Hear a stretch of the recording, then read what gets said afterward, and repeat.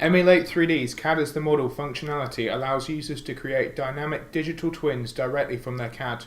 Aspects define behavior such as physics properties, joints, motors, and I/O for external controllers. These aspects can be added within the Emulate 3D application or within the CAD package, for example using the SolidWorks add-in and then utilizing the CAD update feature to keep files in sync. Let's look at creating an example from within Emulate 3D. Our system contains a number of conveyor sections. Using the CAD as the model toolbar, we can add a conveyor surface to each of these sections by defining a leading surface and a trailing surface. The motors for these conveyors can be configured, for example changing their speed profiles or pulse generation. We can control this conveyor by connecting to a PLC using customizable control modes. The tag browser will let us visualize, manage and debug this process. We can mark other objects as loads, which will interact with these conveyors.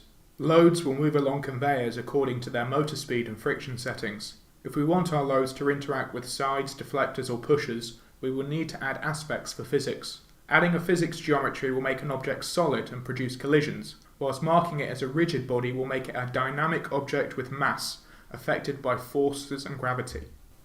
Kinematic joints allow us to create constraints and movement without the effects of gravity, external forces or inertia. A prismatic joint will produce a linear movement without rotation.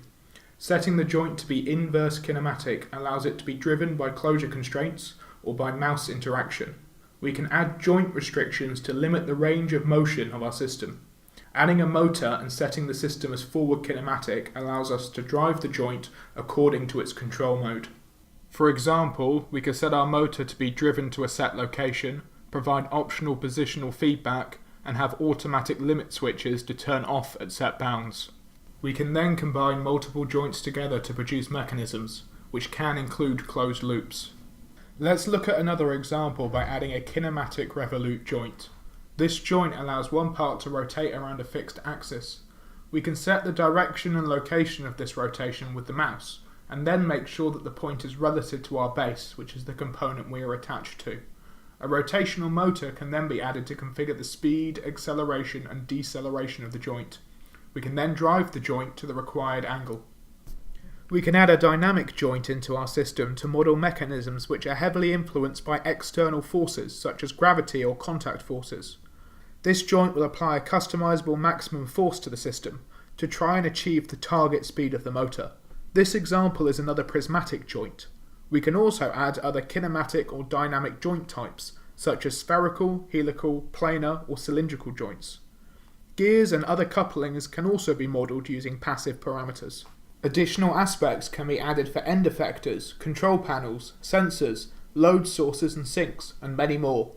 Custom aspects can even be written using C# scripting. Use Emulate 3D's CAD as the model functionality to create dynamic digital twins directly from your CAD. Immediately begin to simulate and analyze the system, interact with mechanisms and control panels within virtual reality, and connect to external controllers for virtual commissioning.